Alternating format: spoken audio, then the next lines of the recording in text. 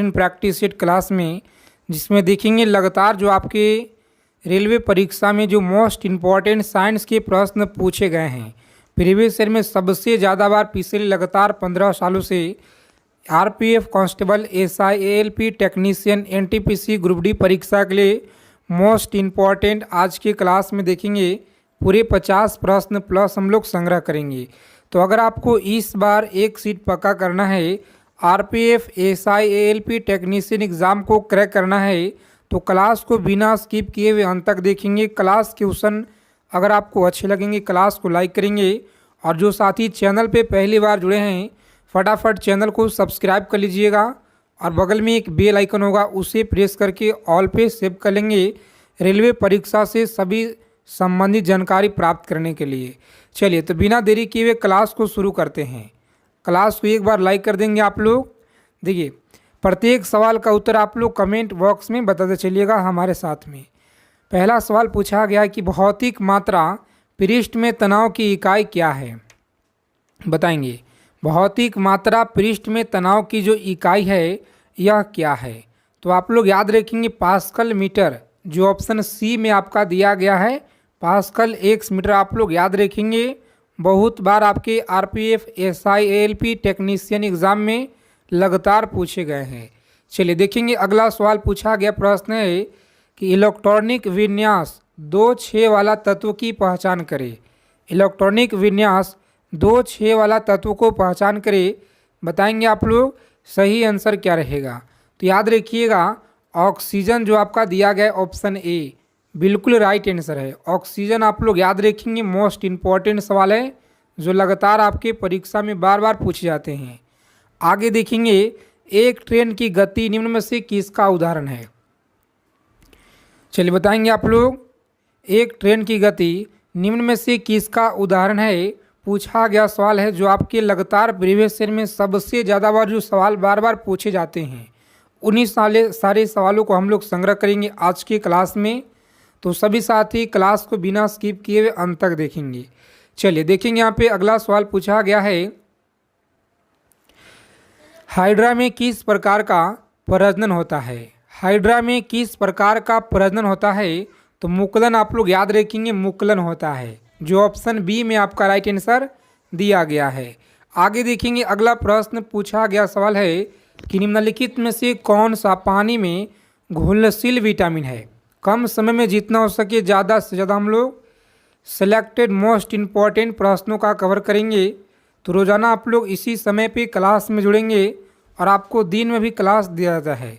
यहाँ पे याद रखिएगा आप लोग, सही आंसर है विटामिन सी। क्या होगा साथी, विटामिन सी आप लोग याद रखेंगे, जो ऑप्शन बी में आपका राइट आंसर दिया गया है। आगे देखेंगे अगला सवाल, बताइएगा प्रोटीन को कितने एमिनो एसिड में इकट्ठा किया जाता है, बताएंगे आप लोग। प्रत्येक सवाल का उत्तर आप लोग कमेंट बॉक्स में बताते चलिएगा। प्रोटीन को कितने अमीनो एसिड में इकट्ठा किया जाता है, तो यहाँ पे याद रखेंगे 20। कितना, 20 आप लोग याद रखेंगे, सही उत्तर है, जो ऑप्शन सी में आपका राइट आंसर दिया गया है। चलिए आगे बताएंगे अगला सवाल, यहाँ पे बताएंगे कि निम्नलिखित में से कौन सा पोषण तत्व प्रति ग्राम अधिकतम ऊर्जा संग्रहित करता है। चलिए याद रखेंगे आप लोग, प्रति ग्राम अधिकतम ऊर्जा संग्रहित करता है यह कौन सा है, तो आप लोग याद रखिएगा वसा है। कौन सा, वसा आप लोग याद रखेंगे, बिल्कुल सही आंसर है। आगे देखेंगे पूछा गया प्रश्न है, बताइएगा चंद्रमा की सतह पे चलने वाला प्रथम मानव चालित वाहन कौन था। चलिए बता दीजिए आप लोग, सभी को बताना है यहाँ पे प्रथम मानव चालित वाहन कौन था। तो याद रखेंगे आप लोग, सही आंसर है लूनर रोवर, जो ऑप्शन सी में आपका दिया गया है सही उत्तर। लूनर रोवर आप लोग याद रखेंगे, मोस्ट इम्पॉर्टेंट है। चलिए आगे देखेंगे अगला प्रश्न पूछा गया सवाल है आपके आरपीएफ कांस्टेबल एसआई परीक्षा में, आप केंद्रीय बल द्वारा किया गया कार्य क्या होता है। चलिए बताएंगे आप लोग, स्कोर अपना कमेंट करके बताइएगा सभी साथी आज की क्लास अंत होने में, खत्म होने के बाद। देखिए अब केंद्रीय बल जो द्वारा किया गया कार्य क्या होता है, धनात्मक होगा, शून्य होगा, ऋणात्मक इकाई होगा। तो आप लोग याद रखिएगा शून्य, जो ऑप्शन बी में आपका दिया गया है सही जवाब। चलिए, जितने साथी क्लास में जुड़े हैं सभी लोग क्लास को फटाफट से लाइक कर देंगे, क्योंकि आपका एक लाइक मुझे आपके लिए बहुत ज़्यादा मोटिवेट करता है। गुरुत्वीय त्वरण जी पर निर्भर नहीं करता है, जी पर निर्भर नहीं करता है। सही आंसर बताएंगे आप लोग क्या रहेगा। गिरने वाली वस्तु के द्रव्यमान, जो ऑप्शन ए में आपका दिया गया है, बिल्कुल सही आंसर है। चलिए देखेंगे साथ ही अगला सवाल पूछा गया कि प्रकाश का अलग अलग रंगों में होने वाले बंटवारे को क्या कहा जाता है। क्लास की पीडीएफ के लिए टेलीग्राम चैनल को ज्वाइन करेंगे आप लोग, जिसका लिंक आपको डिस्क्रिप्शन में हमने प्रोवाइड करा दिए हैं। देखिए यहाँ पे आप लोग याद रखिएगा, सही जवाब है प्रसार, जो ऑप्शन सी में आपका दिया गया है साथ ही राइट आंसर है। चलिए देखेंगे अगला प्रश्न पूछा गया सवाल है, याद रखेंगे कि निम्न में से कौन अन्य तीन की तुलना में सूर्य के प्रकाश को अत्यधिक पुनः जो है परिवर्तित करता है। सभी साथी क्लास को अंत तक देखेंगे।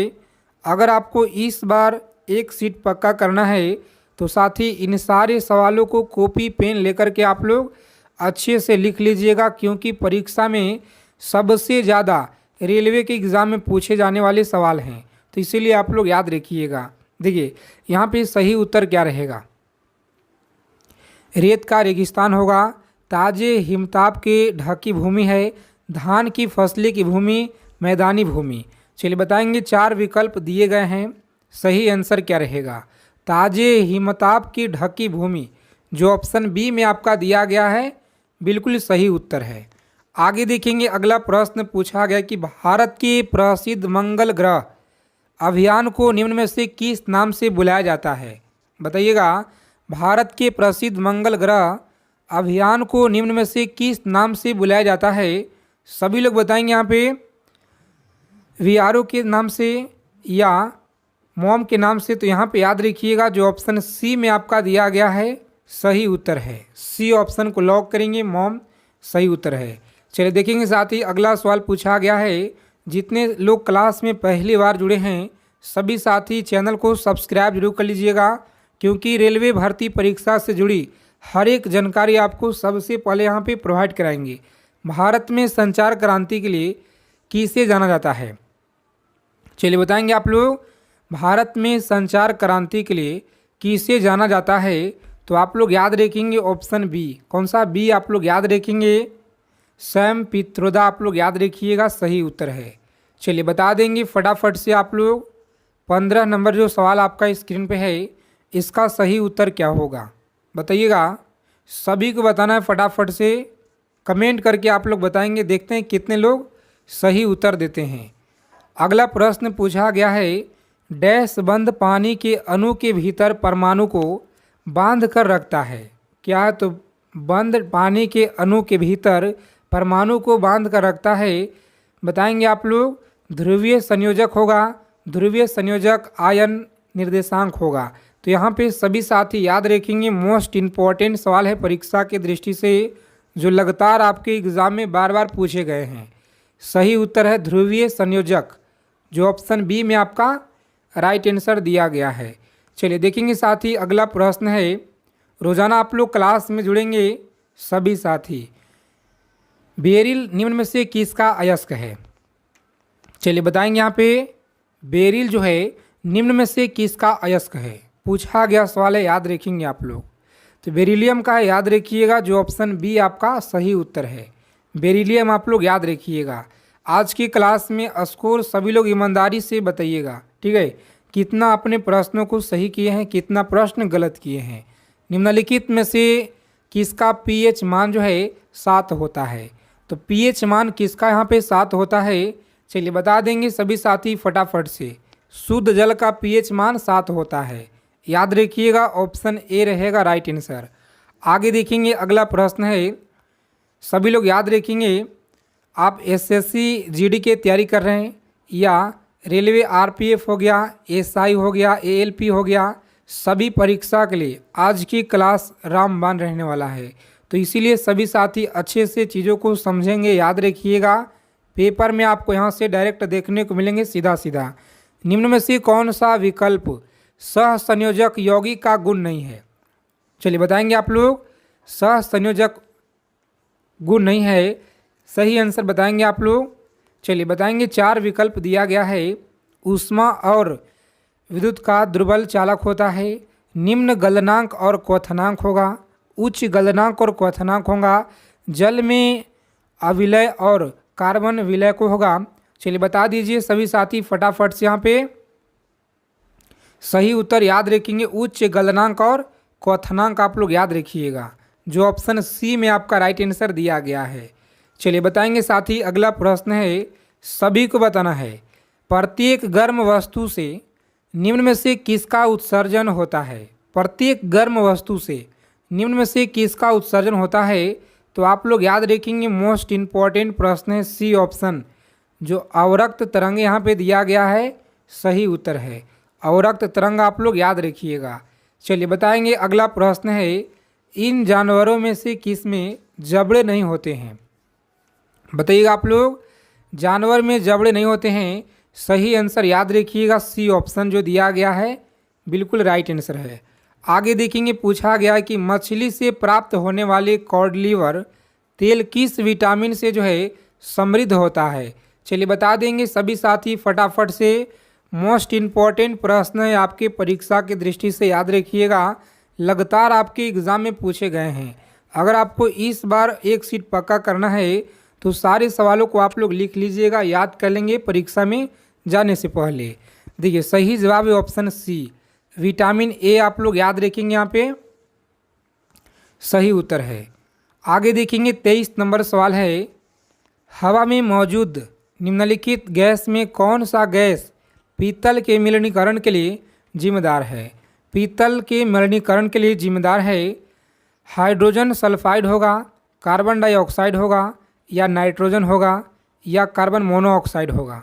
चलिए बता देंगे फटाफट से, 4 विकल्प यहाँ पे दिए गए हैं, इसका सही आंसर है option hydrogen sulphide. Hydrogen sulphide जो ऑप्शन ए में आपका दिया गया है, राइट आंसर। आगे देखेंगे, अगला प्रश्न यहाँ पे याद रखिएगा, सभी को याद रखना है कि पक्षियों द्वारा की जाने वाली परागण की प्रक्रिया को किस नाम से जाना जाता है। देखिए आप लोग रोजाना यहाँ पे क्लास में जुड़ेंगे, साथ ही सभी से रिक्वेस्ट है, क्योंकि लगातार आप लोगों को प्रैक्टिस सेट दिया जा रहा है, और जितने भी PY क्वेश्चन हैं उन्हीं सारे सवालों को हम लोग सबसे पहले कवर करेंगे। तो याद रखिएगा आप लोग, सही जवाब है ऑप्शन डी, याद रखेंगे अर्नियोफिली, याद रखिएगा, जो ऑप्शन डी में आपका दिया गया है। आगे देखेंगे, अगला प्रश्न याद रखेंगे, मानव शरीर में सबसे लंबा नस कौन सा है। बताएंगे, मानव शरीर में सबसे लंबी नस कौन सा होता है, तो सभी लोग याद रखेंगे, मोस्ट इम्पॉर्टेंट प्रश्न है। चलिए बताएंगे आप लोग, सही उत्तर याद रखिएगा ऑप्शन सी जो आपका दिया गया है, सेफेनोस नस, आप लोग याद रखेंगे, क्या है सेफेनोस नस, जो सी ऑप्शन आपका दिया गया है, राइट आंसर। चलिए बता देंगे साथ ही, अगला सवाल यहाँ पे 26 नंबर जो प्रश्न है, याद रखेंगे, लगातार आपके एग्जाम में पूछे गए हैं कि निम्नलिखित में से कौन एक फूल का नर हिस्सा है। फूल का नर हिस्सा बताइएगा आप लोग कौन सा है। बताएंगे, अस्टिग्मा है, पुकेसर है, या पिस्टल है, या स्टाइल है। तो यहाँ पे याद रखेंगे सभी लोग, मोस्ट इम्पॉर्टेंट सवाल है, याद रखिएगा, इसका सही उत्तर है ऑप्शन पुकेसर। कौन सा, पुकेसर, आप लोग याद रखिएगा, ऑप्शन बी रहेगा राइट आंसर। चलिए देखेंगे अगला सवाल, यहाँ पे प्रत्येक सवाल का आंसर आप लोग बताइएगा। हवा से परागण के लिए प्रयोग की जाने वाली कौन सी है, तो यहाँ पे सभी लोग याद रखिएगा, एनेमोफिलिया, एनेमोफिलिया, आप लोग याद रखेंगे, सी ऑप्शन रहेगा राइट आंसर। चलिए देखेंगे, दुर्लभ, सबसे दुर्लभ तत्व कौन सा है। चलिए बता दीजिए आप लोग, सबसे दुर्लभ तत्व कौन सा है, तो प्यारे साथी आप लोग याद रखेंगे, ऑप्शन ए रहेगा राइट आंसर, ठीक है, ए आप लोग याद रखिएगा, मोस्ट इम्पॉर्टेंट है। आगे देखेंगे, पूछा गया सवाल है, थर्मामीटर में पारा के विकल्प के रूप में निम्नलिखित में से किसका उपयोग किया जाता है। देखिए रेलवे की परीक्षा में सबसे ज़्यादा जो साइंस के प्रश्न बार बार पूछे जाते हैं, उन्हीं सारे सवालों को हम आज की क्लास में आपके लिए पूरा का पूरा निचोड़ कवर किए हैं, तो इससे आप लोग अच्छे से लगाइएगा और याद रखिएगा। देखिए सही आंसर ऑप्शन डी याद रखेंगे, कौन सा, गैलिस्ट्रॉन आप लोग याद रखिएगा, जो डी ऑप्शन में सही उत्तर दिया गया है। आगे देखेंगे साथी, अगला प्रश्न है, एकमात्र धातु का नाम बताइए जीवाणुरोधी है। कौन सा जीवाणुरोधी होगा? तो यहाँ पे आप लोग याद रखेंगे, सभी लोग याद रखिएगा, ऑप्शन सी को आप लोग लॉक करेंगे, आयन होगा। कौन सा? आयन आप लोग याद रखिएगा, सही उत्तर है। चलिए देखेंगे, अस्केडियम में कितने प्रकार के समस्थानिक होते हैं? अस्केडियम में कितने प्रकार के समस्थानिक होते हैं? तो सभी लोग याद रखेंगे, मोस्ट इम्पॉर्टेंट प्रश्न है साथी, लगातार आपके परीक्षा में पूछे गए हैं। अच्छा, जितने साथी क्लास में जुड़े हैं पहली बार, सभी लोग चैनल को जरूर सब्सक्राइब कर लीजिएगा। सभी से रिक्वेस्ट है साथी, ताकि हर एक जानकारी आप लोगों को मिल पाए, परीक्षा से जुड़ी जानकारी। देखिए याद रखेंगे, यहाँ पे सी ऑप्शन रहेगा इस क्वेश्चन का राइट आंसर। 10 आप लोग याद रखिएगा। अगला प्रश्न याद रखेंगे, सभी को याद रखना है, एक कार बैटरी में प्रयुक्त जो विद्युत अपघटन होता है यह क्या होगा? हाइड्रोक्लोरिक अम्ल होगा, सल्फ्यूरिक अम्ल होगा, नाइट्रिक अम्ल होगा, या आसुत जल होगा? तो सभी लोग याद रखिएगा, इस प्रश्न का सही आंसर है ऑप्शन बी, सल्फ्यूरिक अम्ल आप लोग याद रखेंगे साथी, सही उत्तर है। सल्फ्यूरिक अम्ल आप लोग याद रखिएगा। चलिए देखेंगे, नेक्स्ट प्रश्न पूछा गया है कि एक जो पिकोग्राम है यह इसका बराबर क्या होता है? एक पिकोग्राम के बराबर क्या होता है? तो आप लोग याद रखेंगे, एक पिकोग्राम 10 के पावर 12 ग्राम के होता है, जो ऑप्शन सी में आपका राइट आंसर दिया गया है। तो इसी तरह से सभी साथी यहाँ पे याद रखिएगा, पेपर में आपको सीधा सीधा सवाल यहाँ से देखने को मिलेंगे साथी। दुग्ध उदाहरण एक डैश है, विलियन का है या कोलाइडी विलियन का है, इमल्सन का है, जो ऑप्शन डी में दिया गया है वायु विलियन का है। तो सभी साथी बता देंगे जल्दी से राइट आंसर क्या रहेगा।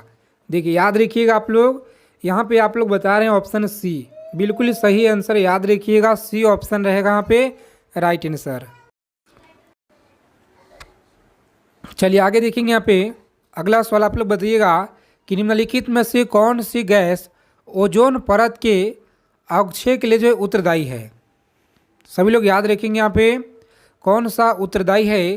तो साथ ही बताएंगे आप लोग, क्या कार्बन डाइऑक्साइड होगा, कार्बन मोनोऑक्साइड होगा, या नाइट्रस ऑक्साइड होगा, या क्लोरोफ्लोरोकार्बन होगा? तो सही जवाब है क्लोरोफ्लोरोकार्बन, जो ऑप्शन डी में आपका राइट आंसर दिया गया है। आगे देखेंगे, 5 नंबर सवाल पूछा गया प्रश्न है कि निम्न में से किस खनिज के द्वारा लोहा प्राप्त किया जाता है? किस खनिज के द्वारा जो है लोहा प्राप्त किया जाता है? तो सभी लोग याद रखिएगा, मोस्ट इम्पॉर्टेंट प्रश्न है साथी, डी ऑप्शन आप लोग याद रखेंगे, हेमेटाइट के द्वारा जो है लोहा प्राप्त किया जाता है। तो डी ऑप्शन रहेगा इस क्वेश्चन का राइट आंसर। चलिए, विटामिन सी का रासायनिक नाम क्या होगा? बता देंगे आप लोग, विटामिन सी का जो रासायनिक नाम है यह क्या होगा? तो सभी लोग याद रखेंगे, एस्कॉर्बिक अम्ल। क्या होगा? एस्कॉर्बिक अम्ल आप लोग याद रखिए, यहाँ पे सही उत्तर आप लोग याद रखेंगे, ऑप्शन ए रहेगा। चलिए, जितना हो सके कम समय में हम लोग इसी तरह से रोज़ाना संग्रह करेंगे। क्लास में रोज़ाना आपको जुड़ना है।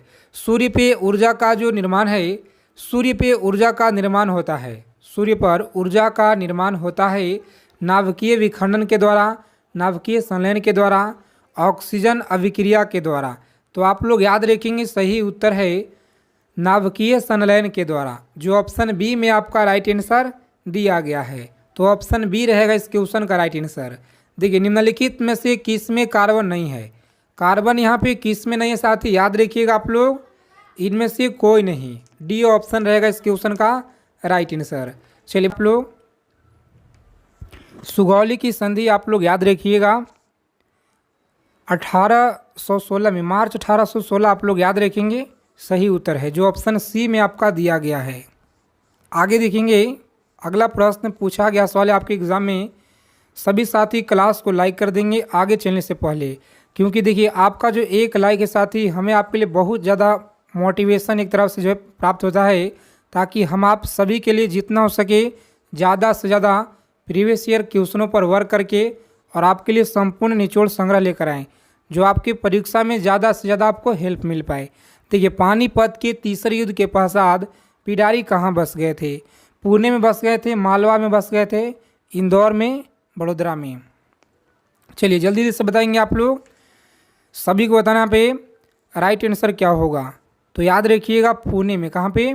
पुणे, मालवा में आप लोग याद रखिएगा, सॉरी मालवा आपका सही आंसर है, जो कि मालवा में बस गए थे। आगे देखेंगे, अगला प्रश्न है 9 नंबर सवाल। अंग्रेजों को बंगाल में प्रथम फैक्ट्री की जो स्थापना है लगाने की अनुमति किसने दी थी? बताइएगा, जो पहला जो फैक्ट्री की स्थापना है, अंग्रेज को बंगाल में प्रथम फैक्ट्री की स्थापना अनुमति किसने दिया था? शाह शुजा के द्वारा, जहांगीर के द्वारा, औरंगजेब के द्वारा या अली वर्दी खान के द्वारा? चलिए बता देंगे राइट आंसर क्या रहेगा। तो जिन साथियों का ऑप्शन आ रहा है ए, बेहतरीन तैयारी है, शानदार तैयारी है आपका। इसी तरह से प्रत्येक सवालों का उत्तर आप लोग कमेंट में यहाँ पे दे दे। चलिए आगे देखेंगे, अगला प्रश्न पूछा गया है 10 नंबर सवाल आपके एग्जाम में। पलासी के युद्ध में सिराजुद्दौला से विश्वासघात करने वाले 2 व्यक्ति कौन थे? ऑप्शन ए में दिया गया है मीर जाफर एवं राय दुर्लभ एवं चंपत राय था, मीर जाफर, राय दुर्लभ, मीर कासिम तथा मीर जाफर, या मीर जाफर एवं आमिर चंद्र। तो यहाँ पे याद रखिएगा सही आंसर है इस प्रश्न का ऑप्शन बी, जो कि मीर जाफर एवं राय दुर्लभ होगा सही उत्तर। ऑप्शन बी को लॉक करेंगे, सीधा आगे बढ़ेंगे। चलिए क्लास के पीडीएफ के लिए हमारे प्यारे साथी लोग कमेंट करते हैं, तो आप लोग चैनल को ज्वाइन करेंगे। जो व्हाट्सअप चैनल है उसका लिंक आपको डिस्क्रिप्शन में दिया गया है, ठीक है, वहाँ से आप लोग जुड़ जाइएगा। ईस्ट इंडिया कंपनी और बंगाल के नवाब के बीच जब पलासी का युद्ध हुआ तो उस समय मुगल के सम्राट कौन था? चलिए बता देंगे आप लोग, उस समय मुगल के सम्राट कौन था? अहमद शाह था, आलमगीर द्वितीय था, मोहम्मद शाह या शाह आलम द्वितीय? चलिए बताएंगे सही उत्तर क्या रहेगा इस प्रश्न का। तो याद रखेंगे आलमगीर द्वितीय, जो ऑप्शन बी में आपका दिया गया साथी सही उत्तर है। आगे देखेंगे अगला प्रश्न, यहाँ पे याद रखेंगे आप लोग सॉरी साथी, यहाँ पे देखेंगे तो बिहार में जो परमानेंट सेटलमेंट एक्ट लागू करने का कारण क्या था? देखिए तबीयत थोड़ा सा हमको 2-4 दिन से सही नहीं, इसके वजह से आपका लाइव क्लास अभी नहीं चल रहा है, ठीक है। जैसे ही हम तबीयत हमारा ठीक हो जाएगा साथी, उसके बाद आप लोगों को लाइव क्लास डेली यहाँ पे दिया जाएगा। तो देखिए यहाँ पे बिहार में परमानेंट सेटलमेंट एक्ट लागू करने का क्या कारण था? तो आप लोग याद रखिएगा सही उत्तर है ऑप्शन बी, जमींदारों के लिए ज़मीन पे वंश परंपरागत अधिकार को स्वेच्छा हस्तांतरित करने, जो ऑप्शन बी में आपका राइट आंसर दिया गया है। चलिए देखेंगे अगला सवाल है, सभी लोग रोजाना क्लास में जुड़ेंगे। यहाँ पे आपका क्लास यहाँ पे रोजाना प्रैक्टिस सेट जीके जीएस का दिया जा रहा है। देखिए बिहार में 1857 क्रांति नेता बाबू कुंवर सिंह का जो देहांत है यह कब हुआ था? तो सभी लोग याद रखिएगा सही उत्तर है 9 मई 1858, जो ऑप्शन सी में जो आपका दिया गया है सही उत्तर है। तो सी ऑप्शन को आप लोग लॉक करेंगे, आगे बढ़ेंगे। अगला सवाल देखेंगे, क्रांतिकारी मदन लाल ढींगरा ने किसको गोली मारी थी? तो आप लोग याद रखेंगे क्रांतिकारी मदन लाल ढींगरा ने किसको गोली मारी थी? सही उत्तर करजन वैली को गोली मारी थी। तो डी ऑप्शन रहेगा इस क्वेश्चन का राइट आंसर। आगे देखेंगे अगला सवाल है, 1857 के विद्रोह में बताएंगे आप लोग सही उत्तर इस प्रश्न का याद रखिएगा नाना साहब, आप लोग याद रखेंगे, जो ऑप्शन डी में आपका सही उत्तर दिया गया है। आगे देखेंगे अगला प्रश्न है, 1857 की क्रांति में निम्नलिखित में से किस वर्ग ने भाग नहीं लिया था? तो सभी लोग याद रखेंगे मोस्ट इम्पॉर्टेंट सवाल है, जो आपके लगातार आरपीएफ एसआई एएलपी टेक्नीशियन परीक्षा में प्रीवियस ईयर में बार बार पूछे जाते हैं। सभी लोग याद रखिएगा, यहाँ पे सही उत्तर है ऑप्शन मध्यम वर्ग ने भाग नहीं लिया, जो ऑप्शन बी में आपका दिया गया है राइट आंसर। आगे देखेंगे साथ ही अगला प्रश्न याद रखेंगे, द ग्रेट रिवाल्ड नामक पुस्तक के लेखक कौन है?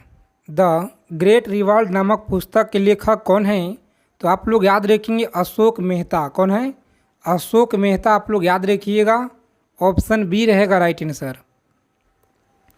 आगे देखेंगे 18 नंबर सवाल पूछा गया है कि विश्व की इतिहास की झलक के रचयिता कौन हैं?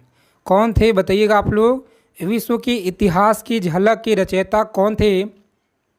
जवाहरलाल नेहरू थे, महात्मा गांधी थे, कार्ल मार्क्स थे, लियो टॉलस्टॉय थे। तो आप लोग याद रखेंगे सही उत्तर इस प्रश्न का जवाहरलाल नेहरू। कौन थे? जवाहरलाल नेहरू आप लोग याद रखिएगा, विश्व इतिहास के झलक के रचयिता थे।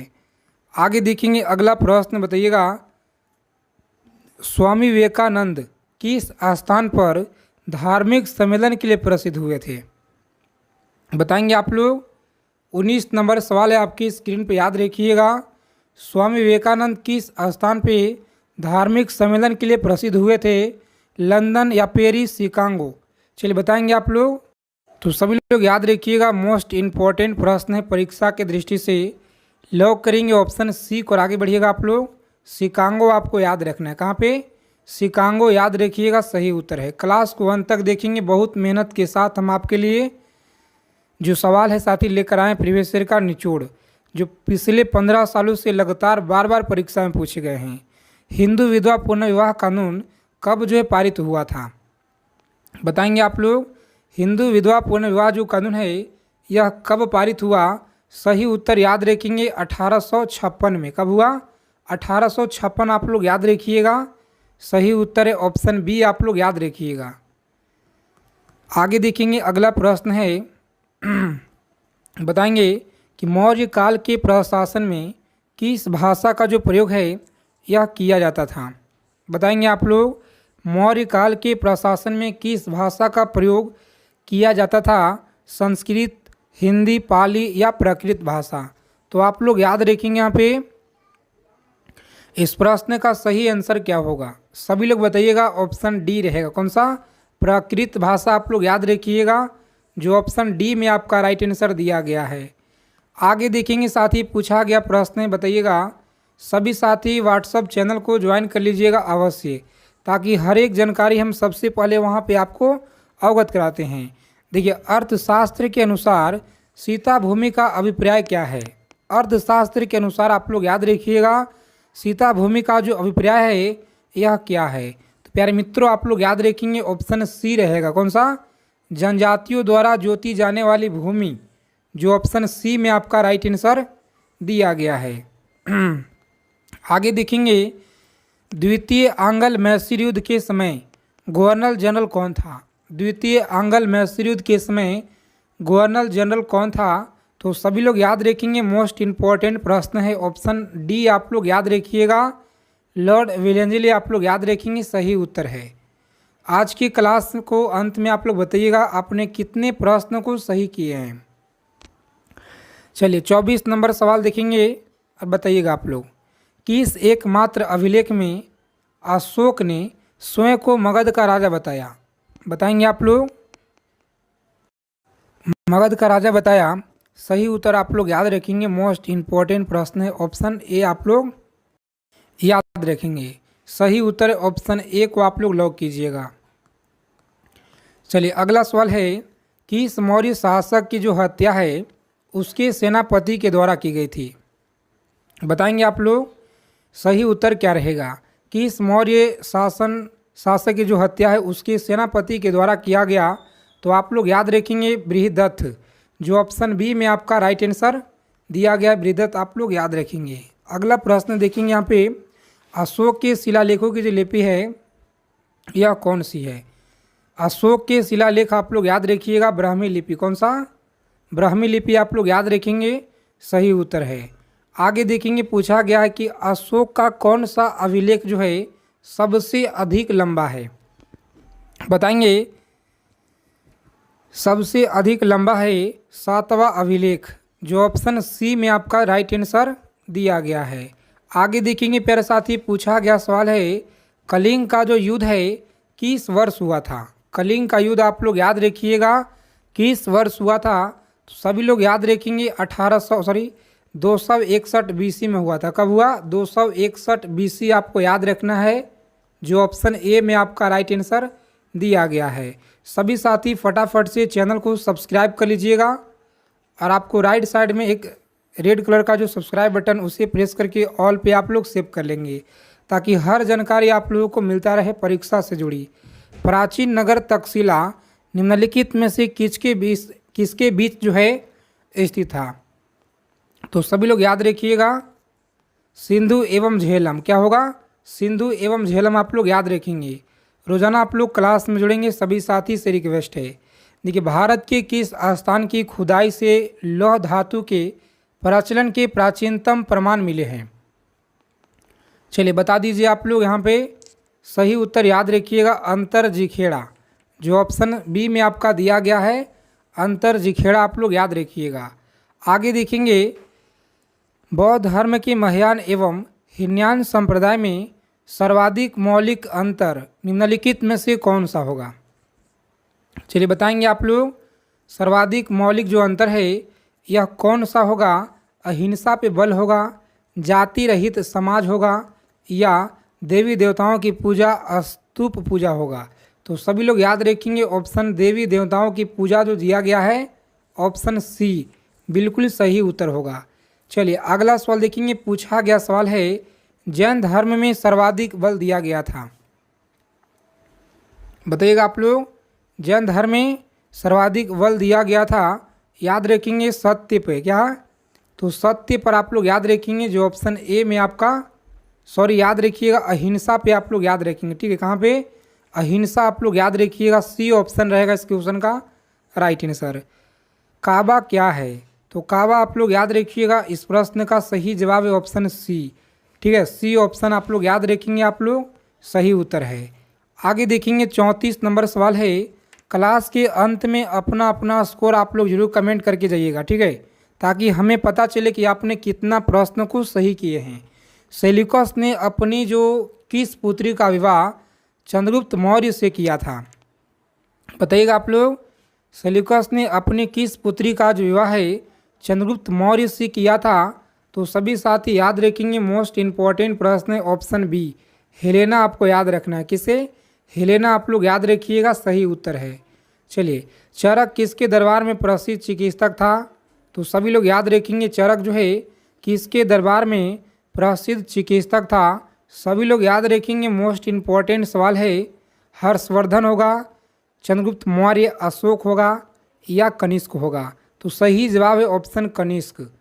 आगे देखेंगे, अगला प्रश्न बताएंगे, नंद वंश के अंतिम शासक धनानंद की जो हत्या है यह किसने की? धनानंद की जो हत्या है किसने की? याद रखेंगे आप लोग, चंद्रगुप्त मौर्य के द्वारा किया गया था। किसके द्वारा? चंद्रगुप्त मौर्य आप लोग याद रखेंगे, सही उत्तर है। चलिए देखेंगे 37 नंबर सवाल पूछा गया है साथी। तो आप लोग याद रखिएगा कि चंद्रगुप्त मौर्य की जो मृत्यु है यह कब हुआ था? तो इस प्रश्न का आंसर आप लोग बताइएगा फटाफट से। श्रवणबेलगोला में। कहाँ पे?